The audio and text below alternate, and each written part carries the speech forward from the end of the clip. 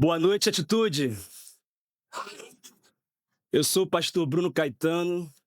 Eu falo com você aqui da cidade de Vitória, no estado do Espírito Santo, pisando em solo capixaba, do púlpito de uma igreja vibrante, apaixonada por Cristo, apaixonada por gente e totalmente comprometida com a visão de ganhar o mundo inteiro para Cristo. Eu sou fruto da família Atitude. Eu cheguei nessa igreja como um membro do Ministério de Louvor. E ao abrir uma célula, eu comecei a ser encaminhado para o centro do chamado específico que Deus tinha para a minha vida. E hoje eu sou um pastor, sou apaixonado por aquilo que o Senhor me chamou para fazer e tenho certeza que os melhores anos da minha vida e do meu ministério ainda estão por vir. Pastor Josué, nós estamos convictos de que essa conferência representa uma divisão na história da nossa igreja. Nós vamos para um outro patamar. Nunca mais seremos os mesmos. E o tema que eu quero compartilhar com você é como detectar deslealdade. E eu quero te fazer algumas perguntas importantes que eu queria que você respondesse de forma honesta no seu coração. E a primeira pergunta é: se o seu líder decidir ou agir diferente de você hoje, você continua leal ou você muda o coração?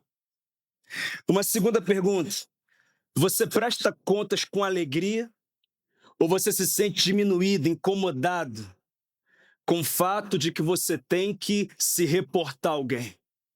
Há uma terceira pergunta importante: hoje você pode dizer que está servindo com amor? Ou será que você está servindo ferido, acumulando mágoa, cultivando rancor, fingindo que está tudo bem?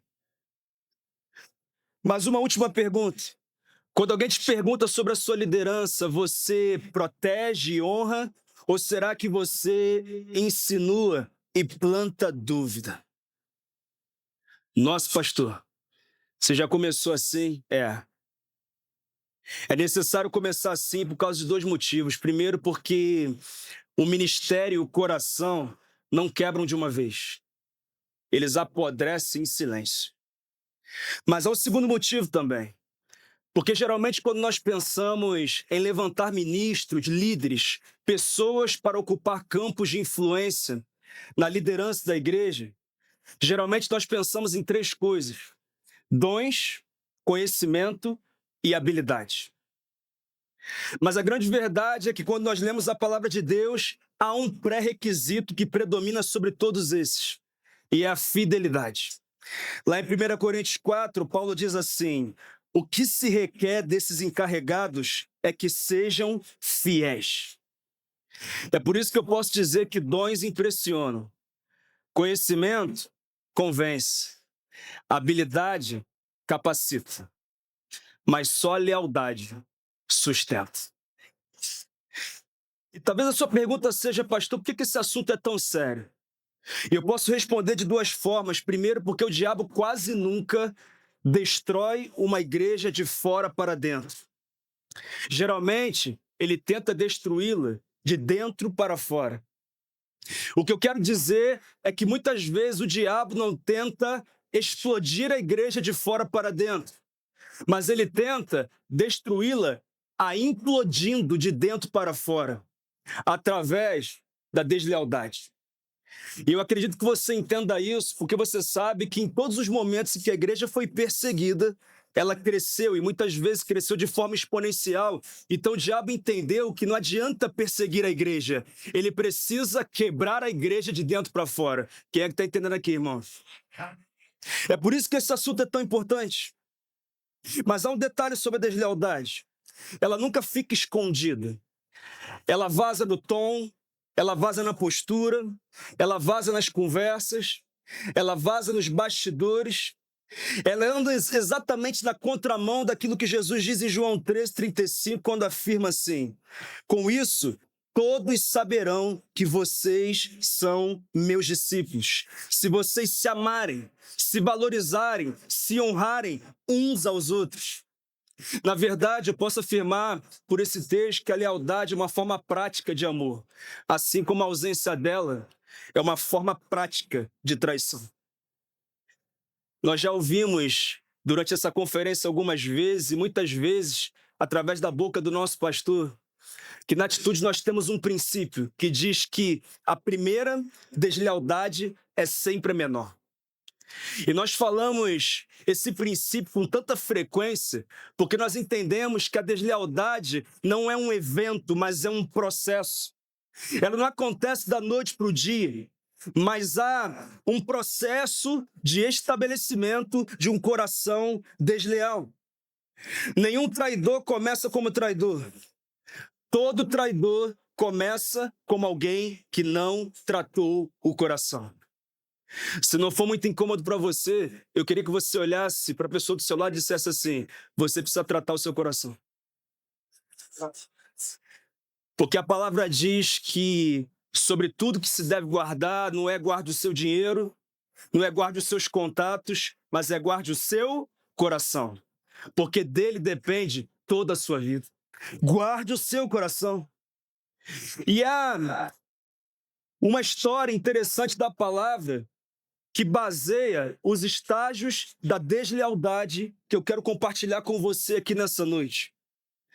E é a relação de Davi com seu filho Absalão e também de Davi com o comandante do seu exército, Joabe.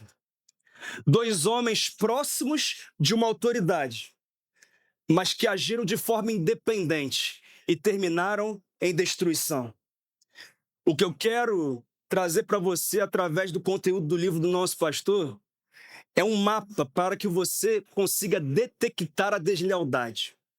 Primeiro em você e depois em qualquer pessoa.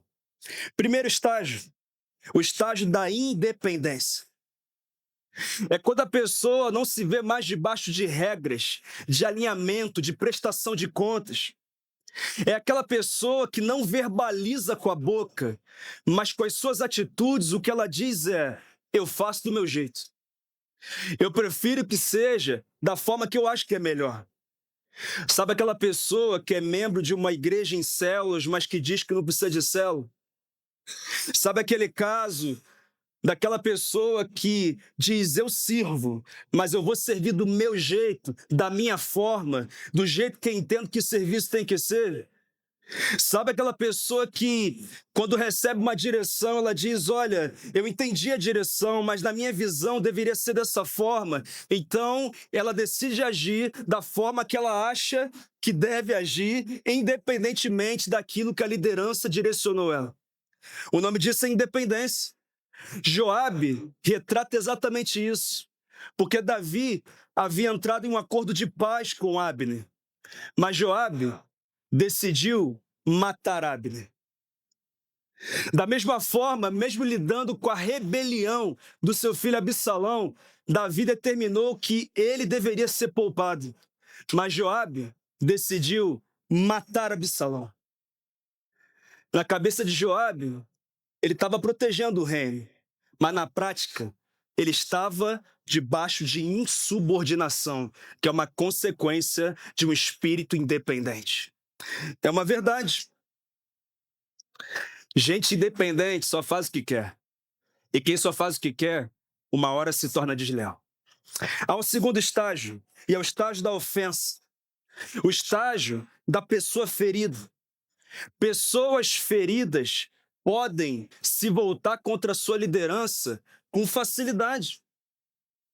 A Bíblia fala sobre Absalão, que ficou ferido com o que aconteceu com a sua irmã Tamar, que foi sexualmente violentada pelo seu meio-irmão Aminon, filho de Davi. Além da ferida aberta por aquele ato tão violento, essa ferida piorou porque ele tinha expectativa de que Davi, pai de Tamar, tivesse uma atitude devida diante do que aconteceu, mas ele não teve. E por causa disso, a mágoa que já existia foi agora aprofundada por uma nova mágoa. Era o que estava acontecendo. A ofensa que não é tratada, muitas vezes vira justiça própria, ressentimento. É quando a pessoa começa a agir com deslealdade, entendendo que o fato dela ter sido ofendida, prejudicada, a autoriza a ter uma atitude de deslealdade. Afinal, a deslealdade não nasce no ato, ela nasce no coração. É por isso que o autor de Hebreus, no capítulo 12, diz: cuidem que ninguém se exclua da graça de Deus, que nenhuma raiz de amargura brote e cause perturbação, contaminando muitos. Mas há um terceiro estágio, e é o isolamento. Geralmente a pessoa desleal não explode, cara, mas ela começa se afastando. Ela fica fria, apática. Ela vira uma espectadora. E preste atenção nisso. Quem não se envolve na obra passa a enxergar a obra com a lente de defeito. Começa a encontrar defeitos. A Bíblia conta que Absalão ficou 2 anos em silêncio depois do que aconteceu. O que aparentava maturidade, mas na verdade era a lealdade, a deslealdade dele sendo fermentada, sendo potencializada. Eu preciso te dizer que um líder que era ativo e ficou passivo, muitas vezes está ferido. Não tratou o coração, não foi curado. Mas há um quarto estágio, e é o estágio da crítica. Quem se isola se torna um crítico. Porque quando eu estou isolado, quando eu estou fora do olho do furacão, eu começo a perceber coisas que quando estou envolvido, servindo, trabalhando, me dedicando e cumprindo a obra que o Senhor me deu para fazer, eu não conseguia perceber. E dessa forma, a pessoa começa a observar e ampliar falhas. Foi isso que aconteceu com Absalão. No segundo livro de Samuel, no capítulo 15, verso 13, conta que ele ficava na porta da cidade, ouvindo as causas das pessoas e dizendo: olha, realmente você tem razão, realmente o que você está passando é muito sério, que pena que o rei não está interessado, não tem tempo, não envia ninguém para ouvir a inquietação do seu coração. Uma crítica. Na verdade, o que Absalão estava fazendo era plantar no coração do povo um sentimento de que o rei não ligava para nenhum deles. E é exatamente isso que o crítico faz. Ele diminui a liderança, mina a confiança e dissemina a insatisfação. E tudo isso numa roupagem de preocupação. Eu estou preocupado, eu quero o melhor. Mas, na verdade, o nome disso é deslealdade. Então, chegamos no quinto estágio, que é a dissimulação. E talvez seja o estágio mais perigoso. Porque a pessoa vira política. Ela parece humilde, ela parece carinhosa, ela parece amorosa, ela parece alguém que realmente se preocupa com as pessoas, está disponível para ouvir as pessoas, que se importa com as pessoas, que ama as pessoas, mas na verdade ela está apenas recrutando aliados para defender a sua causa desleal. Era o que Absalão fazia. Ele ficava na porta da cidade, ele ouvia todos, abraçava todos. Me conta o que você está passando, eu me importo com você. Eu quero cuidar de você. Mas, na verdade, o que ele estava fazendo era recrutar aliados para o motim, para a revolta que ele já tinha em andamento para tomar o trono do seu pai. Sabe quais são as frases típicas desse estágio? Eu não concordo com o que ele disse, não. Mas fazer o quê, né? Tem que fazer. Sabe, aqui, todo mundo tá falando isso. Mas todo mundo quer. Não, eu não quero falar não, porque eu não quero expor ninguém, sabe? Eu não gosto desse negócio de expor as pessoas. Acho que é fofoca e tal. Aí você insiste. Não, mas quem tá dizendo? Você insiste até o ponto que você descobre que esse todo mundo que ele tá dizendo é ele, a esposa e o filho. Miserável, né, irmão? É verdade. Não, é porque eu tô preocupado. Você não percebeu que a igreja cresceu e parece que esfriou? Sabe, pastor Josué mudou, não mudou? Ele não é mais o mesmo. Sabe o que é isso, irmãos? É uma capa espiritual que tem como objetivo plantar divisão e que seja quebrada aqui nessa noite em nome de Jesus. Mas há um sexto estágio, que é o estágio da rebelião às claras. Agora, ninguém tem dúvida de que ele é um desleal, porque ele não faz questão de esconder o sentimento e nem o comportamento. É um ataque aberto. Não é que a pessoa pensa que está certa, ela tem certeza de que está certa. Foi assim com Lúcifer, foi assim com Judas e foi assim com Absalão. Porque chegou uma hora que ele não tentava mais convencer, ele já estava agindo para tirar Davi do trono. E a Bíblia conta que ele toma Jerusalém com seus aliados e diz: a partir de agora, eu serei o rei. Então nós chegamos no último estágio, o estágio da morte. O fim do rebelde é morte, no mínimo espiritual ou ministerial. A Bíblia fala no primeiro livro de Samuel, no capítulo 15, verso 13, que rebelião é como pecado de feitiçaria. Como assim, pastor? Porque rebelião é a tentativa de tomar controle e autoridade pela força. Para Deus, o rebelde é como um feiticeiro. E há algo interessante nesse relato, porque conta que haviam pessoas que, na sua simplicidade, se aliançaram a Absalão, ou seja, não sabiam que estavam se aliançando com a pessoa errada, que estavam entrando na guerra errada, mas estavam com ele. Então, Absalão e os seus tomaram Jerusalém e entraram numa batalha contra Davi.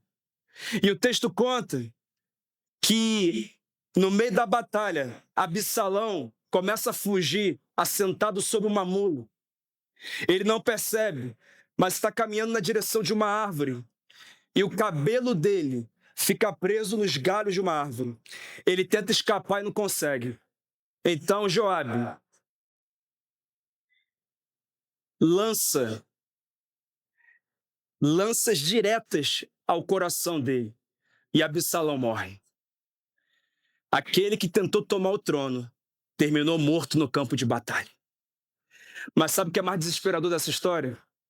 É o que Davi diz. Porque ele diz assim: meu filho Absalão, quem me dera morrer no seu lugar. Porque toda rebelião termina assim: destruição para quem se rebela e dor para quem foi traído. Pastor, mas o que Deus espera de nós então? É simples, preste atenção. Primeiro, mate a independência na tua vida hoje. Viva uma vida de prestação de contas. Segundo, cure a ofensa. Perdoe, converse, resolva. Terceiro, quebre o isolamento. Satanás trabalha para te afastar, para te isolar, porque ele sabe que a brasa longe do braseiro se apaga. Então volta hoje para o meio do braseiro em nome de Jesus. Quarto, recuse a crítica. Trate com quem decide. E por último, honre em público e alinhe em particular. Nessa noite eu declaro que todo ciclo de deslealdade em andamento está sendo quebrado hoje no meio da atitude global no nome do Senhor Jesus. E encerro dizendo que a partir de hoje, a estação da maior lealdade da história da igreja começa, se estabelece, não por um mês, não por um ano, mas até que ele venha. Que o Senhor abençoe a sua vida, no nome de Jesus. Amém.